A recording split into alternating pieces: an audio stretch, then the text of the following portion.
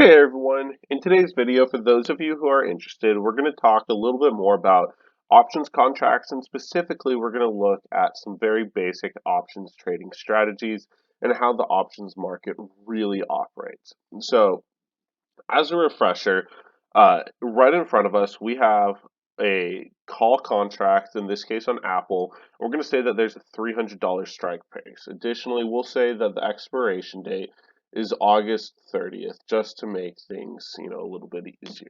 So this should look pretty familiar. Note that we do have a $5 premium on this call contract in this case. And so there's a few different scenarios. If Apple is trading in the money, so we're saying it's trading above $300 at expiration, then there is a one-to-one price difference between profit and loss for the long and short position. So if Apple is trading now above the break-even price, which is $305, the long position is profitable because the buyer would get the Apple stock at a discount. Because remember, with a call option, you're buying the right to purchase a stock on August 30th for the strike price. So if it's trading for $310, you're getting a $310 stock for $300. So you would net, make $10, but you do have to pay that premium, which you always have to pay upfront when you enter the contract. So that is why you would only make $5 instead of $10. Now, let's say if Apple trades between the strike price and the break-even price, then that means we're trading between 300 and 305, somewhere in here. And even though it appreciated and expired above 300, it's not enough to overtake that large premium. And so the short position is actually still profitable because, they could have to sell it for $300 instead of, let's say, 303, but they still made that $5 initially, so they net $2 from the contract position. And then finally, if Apple trades out the money, so below $300, then there's zero price movement that can change the profit or loss scenarios from either the long or the short position. The short position is the profitable one, and it would make a premium of $5, and the long position would lose $5. And then, really quickly, the put contract operates pretty similarly, but remember, a put is the right to sell a stock at a certain price. And so, if you're long a put position, you're hoping that the stock will drop in value because you would then get to sell it for the strike price, in this case $300, when in reality the market may price it at, let's say, 280. So if Apple trades in the money at expiration, so now in the money is looking at this side, the left of 300, less than $300, then there's a one-to-one difference between the profit and loss for the long and the short position. Now, note over here on the side, I've changed the premium to $10 on the put contract, and we'll get into why I did this in a little bit. But this means that we've got to get Apple's stock price all the way down to $290 before we can break even with our long put position. Now, on the flip side, with the short, they're trying to get it above $300, but anywhere between 290 and 300 is still profitable for the short position. Now, it's important to talk about these contracts individually to make sense of what the price movements do and how they affect the contract. However, it's really rare to trade options naked. The only reason that you would ever do so is to limit your exposure to losses. But there are other ways that you could do this that are less expensive, because remember, that premium can get pretty expensive. So there are a lot easier ways to trade uh, and hedge against risk. But with options contracts, the really exciting part, the interesting part, the fun part of options trading comes from more complicated hedged strategies. So this is the most simple hedging strategy, and it's called a straddle position. So you can be long a straddle and you can be short a straddle. And this looks kind of weird. But if you look at the dashed green lines that I've made, you should be able to recognize this right here as a long put and this right here as a long call. So what a straddle position has done is you've combined a long put and a long call together, and you're buying them both at the same strike price. So in this case, $300. Let me erase this so you can see a little bit better. Now, note on the profit side of things, the break evens are different because you now have to pay to enter into the put and the call. You have to pay a total of $15 because it was $10 on the put position and $5 on the long position. That means that your maximum exposure is now $15 instead of either $5 or $10. But what is very interesting about a straddle is what happens depending on where Apple trades at on August 30th. So let's say Apple trades at the money at expiration. So that means that both the long and the call put will expire at the money. They're going to expire exactly at $300. This is worst case scenario for the long straddle position and best case scenario from the short straddle position, which I have shown here in blue. So we'll call it short. Because that means that they don't have to deal with any sort of price arbitrage or anything. They just get to keep that $15 of profit and run. Meanwhile, nothing is expiring in the money for the long straddle position, so they lose $15 instead of either, 5 or 10 or nothing. But now let's say that Apple trades between 285, so right here, and 300. The long call position would expire out the money. We're looking at this line right here. It expires out the money, right? It's out the money, and so it would expire worthless. However, the short position expires, or the put position expires in the money between 285 and 300. However, the premium that you get to sell the contract at or the stock at the expiration date isn't enough to make up the $15 loss. And so because of that, the short straddle is still profitable while the long straddle is not. Now let's say though that Apple trades below 285. Then at that point it's the same scenario, but it has dropped enough in price to make up the deficit in premiums, and so all of a sudden the long straddle position is profitable. And the exact opposite works above $300. Let's say that Apple traded between 300 and 315. Then if we're looking at the put, this contract expires worthless. However, the call is in the money. And so what ends up happening is the same thing between 300 and 315.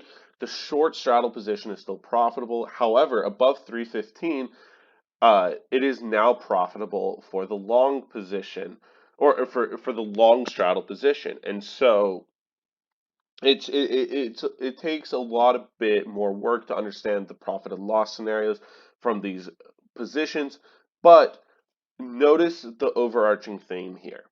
You, in the long straddle position, can have Apple either drop a lot or you can have Apple grow a lot. So that means the long straddle position as a whole is betting on volatility in the market. They want large price swings in Apple stock's price, while the short straddle position is betting against volatility.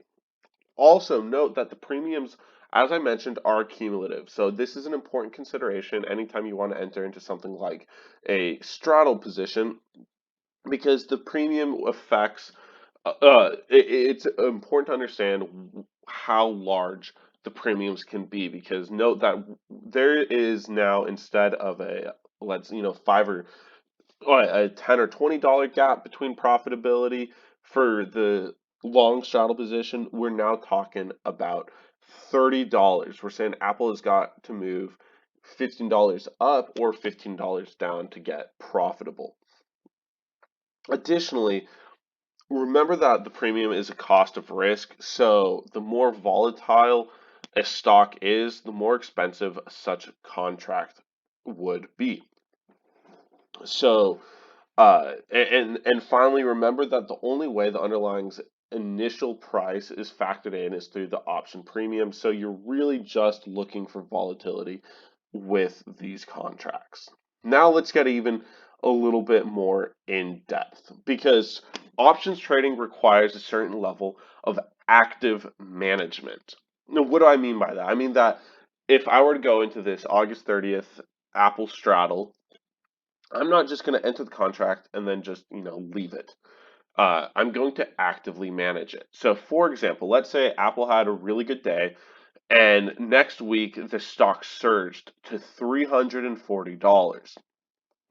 It had a great earnings call or something like that, but we're still a long ways from August 30th. A lot can happen at that $340 price. This gives you a few options. First, you can just get out of the trade. You made 25 bucks, nice job, get out of the position, and then reinvest into something else. Option number two, I guess I don't have this on here. Option number two is to do nothing and then just hope that Apple doesn't go back down in price. Or option number three is to move the straddle position. What you can do now is, hop on whatever trading platform you're on and then put in a new long put contract at a $340 strike price. And that's what I've done up here. So that means that if this $340 uh, long put costs $5, you can take $5 from your profit and you're guaranteed now $20 of profit. So if Apple moves up even more, then the long call will still increase in value. But now let's look at Apple between $300 and $340. You now have three different positions all working at the same time. You have a long put that uh, would start to be in the money between $300 and $340. That so every single time Apple drops below 340 all the way to 300, it increases in value by $1. On the flip side, you have a long call position that loses $1 every single time it goes from 340 to $300. Then finally, you have the initial long put position at $300 that is still out the money. Since your $340 strike price on the long put position is in the money and it appreciates at an equal rate as the long call position, you can't go below the $20 loss. So that is why this line right here is flat all the way to $300. Then when you get over here, you're going to have uh, two puts on Apple appreciating every single time Apple drops below 300. Meanwhile, the long call position expires worthless. And so for every single price move that Apple has below $300, you make $2 on the position. So it's a pretty, like I said, this requires a lot of active management and understanding of price movements, but it can be a really interesting and profitable way to also make sure that you're not exposed to unnecessary risk. And then finally, once you're content with your profit, you can just let the contract go and let it see how much it can appreciate without doing this active trading. So, there are a couple other notable options trading strategies. You can have a strangle, which is basically the same thing as a straddle, but it opens up the strike price. Because note that the strike price on this one had both the long call and the long put at 300. So a strangle would be, a long put at 290 and a long call at 310. And then you can do what are called like covered calls, covered puts, iron butterflies, iron condors. These are all names that you may see if you go onto like, TD Ameritrade, for example. Uh, and if you're interested in what all of them mean, you can either Google it. They're pretty available, or you can just talk to me a little bit more. But I want to move on because there's a couple important aspects of options trading that we haven't talked about yet. and these are the premium setting, so how premiums are set, and then what indicators are of an options value. So when we talk about the premiums uh, in options trading, let's first look at equity trading to really understand what we're talking about.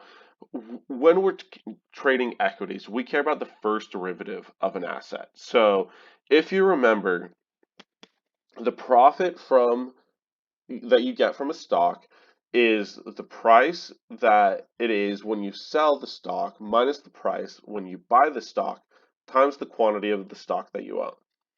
And so the return on the investment is just now you take the change in price over the initial price times the quantity. So, when we look at equity trading, you don't care really if your stock follows path one or path two. At the end of the day, when you sell it over here at T Prime, you're going to make a profit of $25 either way. If it traded at $250 initially and went up to $275. Now, in options trading, we care a lot more about the second derivative of an asset. So, when you calculate your price for a long call, it is the price at expiration minus the strike price. So, for example, 320 minus 300 times the quantity. So, 100 contracts or 100 shares minus whatever the premium was that you had to pay. And so let's assume, so in this example, I ended up going with 250 and an expiration date of T prime. On path one, the asset really didn't show any indicators that it was going to reach 275 until, right around here. However, on path two, the asset was already moving up past the strike price when the contract was entered into. So if you're looking at these graphs, it's very clear that path two, the stock was already going up. And so for a person entering into this options contract, if they have to be short the call position, they're like, there's no way that this stock isn't going to go up at least a little bit more.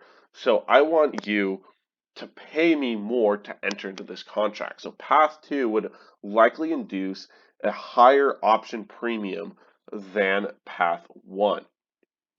Now let's consider another factor. Let's look at time on the x-axis. Uh, Time matters quite a bit because the only reason why Path 1 made this profit in the first place is because it had a long expiration date. Because there was this large surge, this is probably some sort of good news or something. They had a good earnings call, whatever, and then introduced a new project, and it happened, right around here.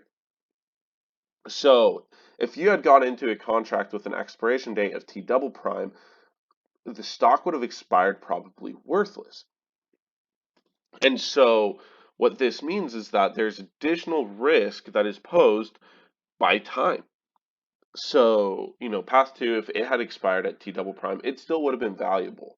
Maybe not quite as valuable, but it still would have expired in the money. So that means that if, once again, you're in the short position, the longer the contract is, you're typically going to want to be compensated for taking on the additional time risk.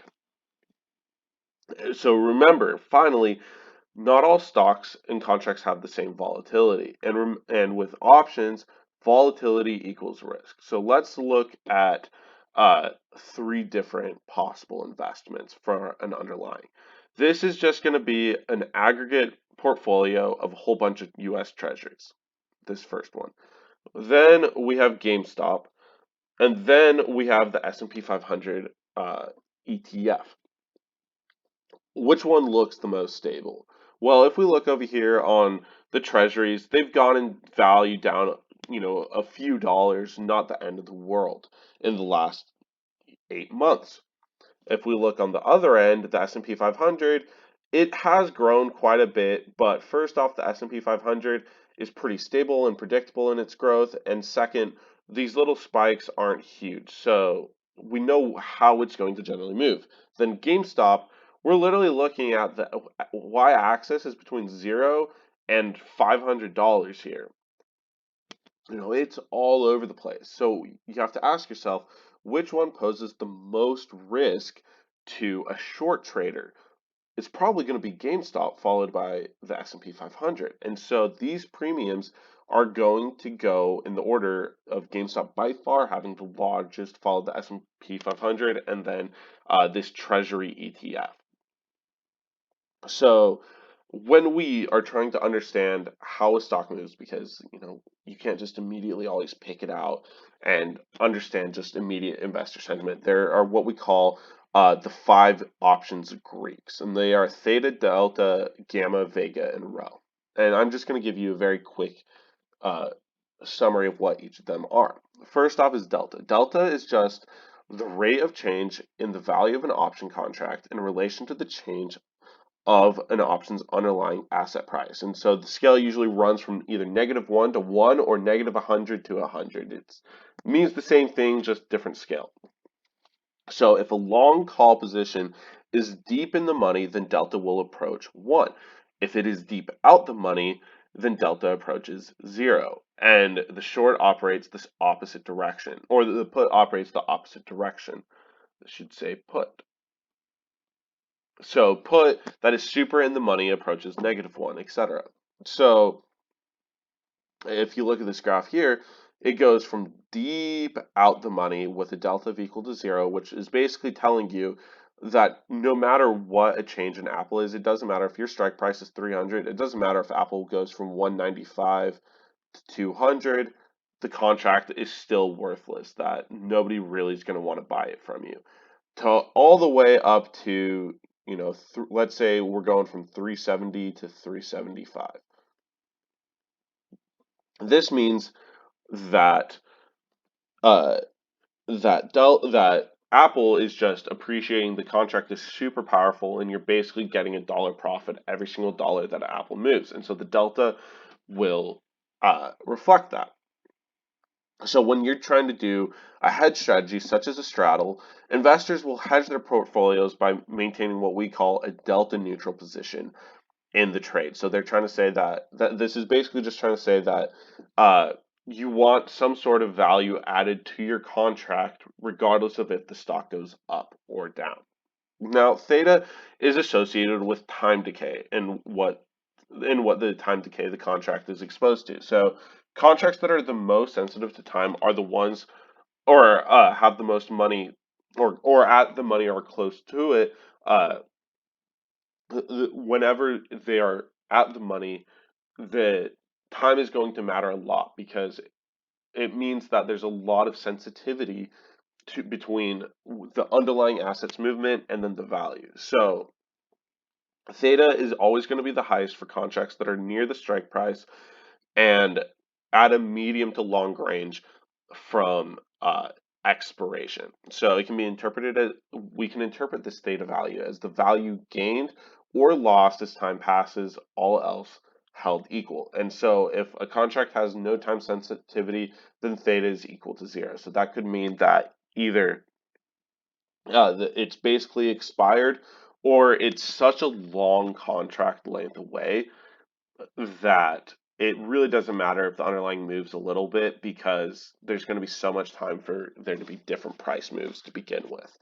So this shows a little example for you. I've graphed the strike price with the underlying price. Um, at the very beginning of time, the theta is probably going to be low, even if the strike price is, even if the contract is trading at the strike price. Then we're going to see it start to increase as we're still at the strike price, but time is starting to get closer to the expiration date. And then whatever ended up happening, it ends up going out the money, and we're close to expiration, so theta is going to get pretty low again.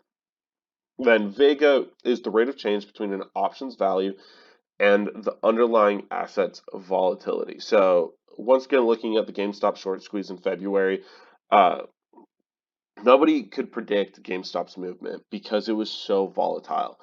And so that meant that Delta and Theta were both heavily affected by the volatility in GameStop. And so as everything slowed down, then these traders, they had a better idea of how GameStop would move. And so Vega was at its highest point right here in February when we had these crazy spikes all over the place. because the more predictably in the money an options contract is, the more valuable it is. But for all we knew, the GameStop stuff could come crashing all back down, like it kind of did over here. And then the options contracts that looked like that they were deep in the money actually ended up expiring worthless. So it's just a relationship between the underlying asset and the options value.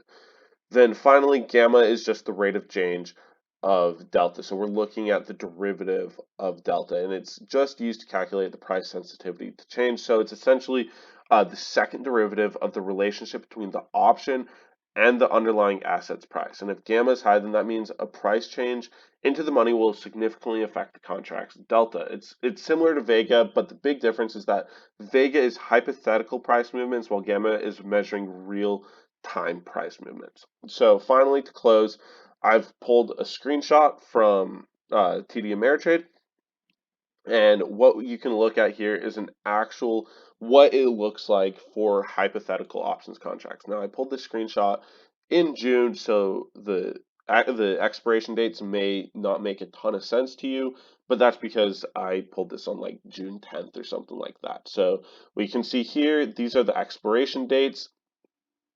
Um, and then we're just looking at some simple calls and puts with Tesla stock.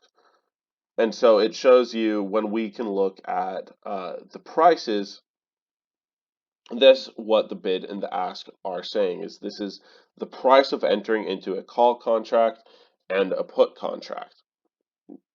And you can also buy or sell either one of these, but that's done on a second screen. But so we can see that as time increases, the contract predictably increases in premium because there's time risk associated with entering into a Tesla contract.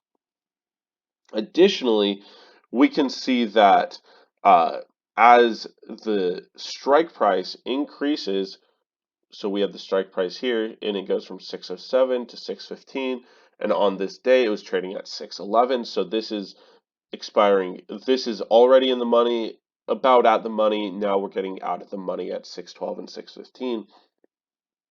We see the same thing happening where it's expensive to enter into a Tesla contract that is already in the money, especially at expiration, and then it gets less expensive as the Tesla contract goes out the money.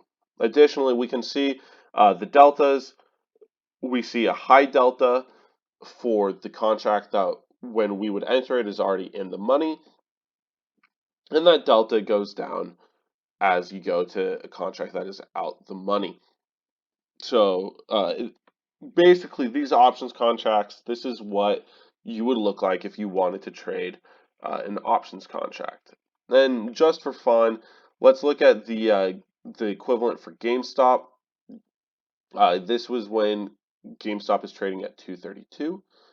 Uh, as you can see, it was super expensive. If you look at the percent of the underlying share that this premium is, this is substantially higher than with GameStop. So yes, the price is a little bit more expensive, but you have to remember that it was trading at the time at a third of the price, and we're looking at already more expensive premiums. So this is basically saying that there is a ton of volatility in the market, and so we don't really know how to price GameStop's movement, so you better pay someone who's entering into a short call position very well to take on that added risk. But with that, that concludes my basic, this was a ton of information to throw at you. And certainly don't just go off wildly trading options thinking that you now know everything because there's a ton even I don't know. With this, people spend their entire lives studying how options contracts move. But if you're reading about options or just want to dabble in them a little bit, this hopefully gives you a good little baseline of what options contracts really are and how to trade them. And if you have any further questions, please just let me know.